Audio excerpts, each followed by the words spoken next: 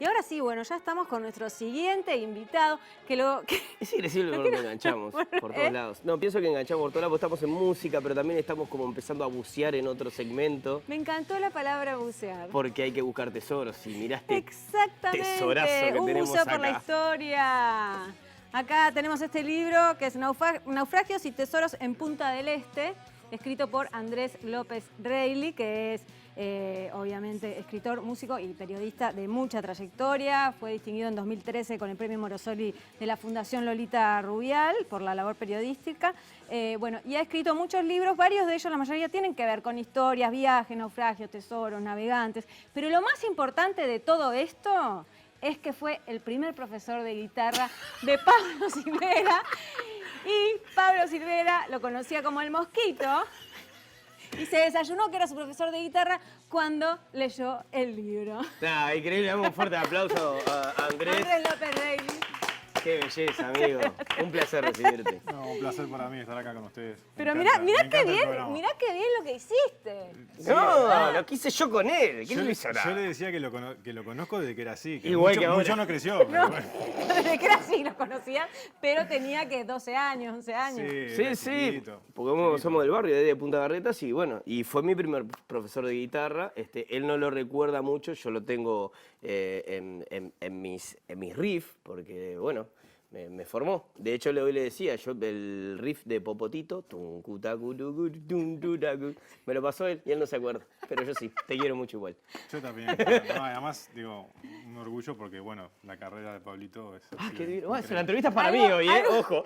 Algo habrás tenido que ver, ¿no? Tan chiquito enseñarle guitarra que a veces puede suceder que haya profesores que no te estimulen demasiado. Se ve que a En vos este te caso estimuló. hizo todo bien, pero ¿por qué hace todo bien? Vamos a hablar de este ¿Cómo no? laburo ¿Cómo hermoso, no? ¿Cómo no? Andrew. Un placer. Por favor, ¿desde cuándo te interesan todas estas temáticas del fondo, lo que pasa en el fondo del mar y sobre el mar, y las historias de las personas que se animaron a hacer esos trayectos tan gigantescos en aquel tipo, en el siglo XVI, Sí, XVII? 18. Mirá, justo me estaba acordando que hace 20 años que publiqué el primer libro, que 20 fue años. justamente de naufragios, ¿viste? Naufragios en las costas de Montevideo. En ese caso era sobre los hallazgos de Rubén Collado, un muy conocido buscador Sí. de tesoros. Y bueno, y hace 20 años que publiqué ese libro y bueno, y ahora estoy con este nuevo que habla sobre Punta del Este, aunque también he escrito mucho de Montevideo. O sea que es una historia, en mi caso, de cerca de 20 años, ¿no? Claro. Y en el medio tuviste también, Sí, sí, el infierno sí. de los El infierno navegantes. de los navegantes, que hay muchas cosas sobre hechos que pasaron acá en Montevideo, como el naufragio de Nuestra Señora de la Luz, que bueno, en su época fue una tragedia impresionante en un Montevideo de 1752, en el que vivían unas 1000 personas y murieron 150 en un naufragio. O sea, era como que se cayeran todos los aviones Claro, juntos, ¿no? claro, Era mega una tragedia impresionante, ¿no?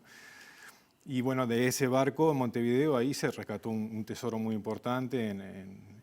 De hecho, el barrio, el buceo, se llama el buceo por el buceo de la luz. Originalmente se llamaba el buceo de la luz por los buzos que salían desde ese puertito, del puertito del buceo, a buscar el tesoro de Nuestra Señora de la Luz. Que fue un tesoro que se rescató, o el remanente en realidad, porque cuando esos barcos se hundían enseguida había que ir a buscarlo. El rey de España ordenaba ir a buscar los tesoros, los cañones también, que eran muy valiosos. Y el remanente de ese tesoro se rescató en la década del 90. Y bueno, sacaron muchas monedas de oro, lingotes también. Hay muchas cosas judiciales también, ¿no? Sí. Con los tesoros que se rescatan entre Ah, eso quiero las saber. empresas Sí. privadas, los Exacto, buzos, sí. el Estado, patrimonio, a quién pertenece, un poco. Bueno, en Un buceo esto, por la historia, contá. que es el último libro Sí. que acaba de salir por Planeta, muy contento con el trabajo que se ha hecho ahí. Hermosa edición. Sí, una muy linda edición y bueno, hay un gran trabajo atrás. Bueno, se narran justamente lo que dice Noelia, que son todas esos encuentros, esos encontronazos, mejor dicho, entre Estado, buscadores de tesoro privados y la academia, que todos tienen posiciones distintas Claro. en cuanto a este tema, ¿no? Y también hay influencias extranjeras, ¿no?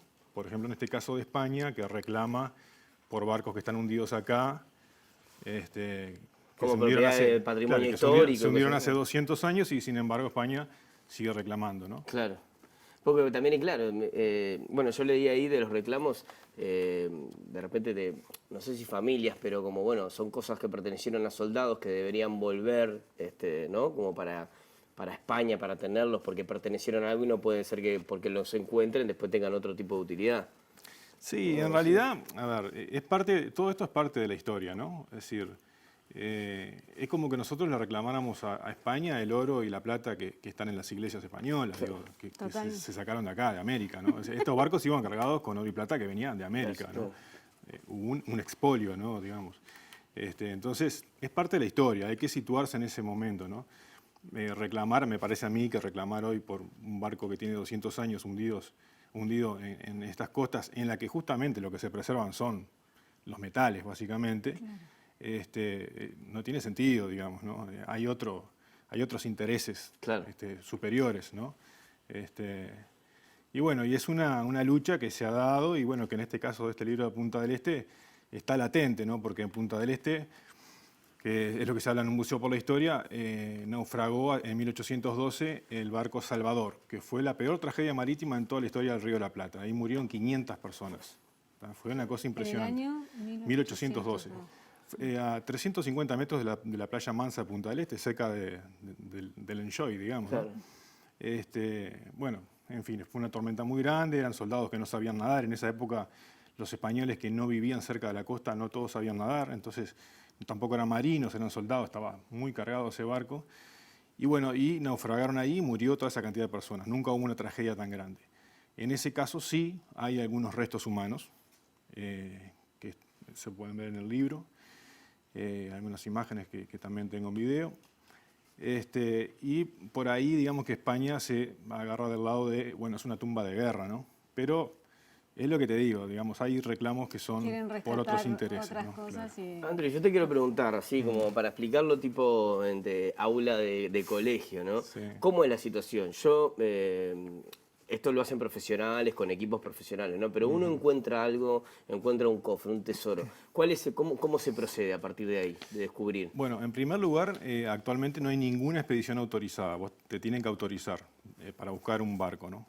Hay un decreto muy polémico del año 2006, firmado en ese momento por el expresidente Tabaré Vázquez, que prohibió todas las búsquedas y eso generó a su vez las demandas de los buscadores de tesoros que ya estaban actuando en distintos lugares de la costa uruguaya, ¿no? Entonces, el mecanismo cuando estaban permitidos, cuando se daban permisos, el mecanismo era primero presentar un plan de trabajo y una investigación histórica apropiada, ¿no?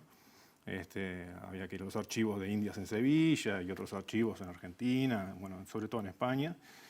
Presentar todo un plan de trabajo, los profesionales, un arqueólogo que supervise las operaciones. Claro, no cuidar dónde se está excavando. Y entonces ahí te dan un permiso de búsqueda, Bien. que en una determinada zona y que abarca un determinado tiempo. Si vos en ese tiempo extraes algún objeto, te dan un permiso de rescate. ¿Tá?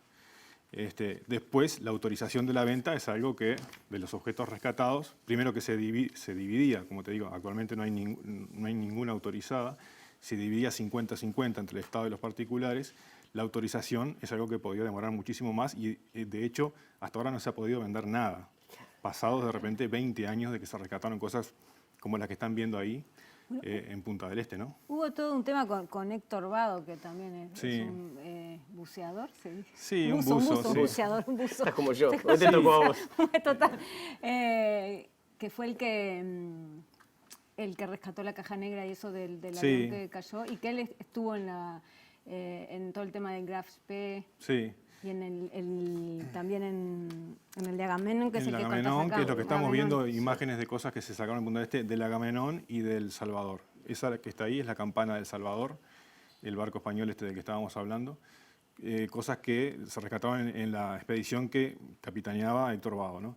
Héctor Vado fue una persona muy capaz en su área. De hecho, cuando él vino a buscar el avión de Air-Class a Montevideo, hacía 44 días que lo estaban buscando, que algunos se acordarán, fallecieron dos personas. Hacía 44 días que lo estaban buscando y él lo encontró en 48 horas, ¿no?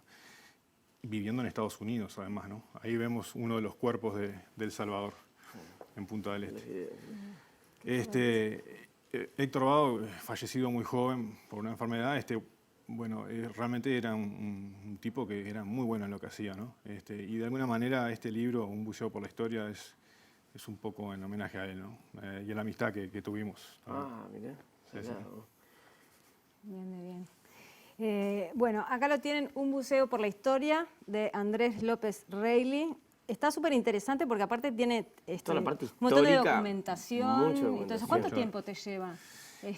Y mira, entre la escritura, la investigación y todo, de repente algo así como un año, pero como te digo, como son temas que yo hace unos 20 años estás que me he investigando. metido en esto, sí. Yo tenía documentos que conseguí hace 20 años o que conseguí hace 10 años, entonces, digamos, la parte de la escritura y el armado y todo, un año, ponele.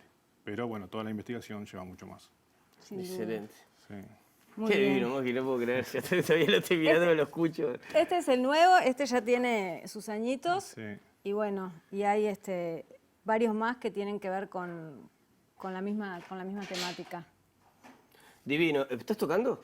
Estoy tocando, sí. Tengo un grupo que se llama Living Blues. Este sábado estamos en el Llano, en Montevideo. Excelente. Pero acá tenemos un espacio para música en vivo.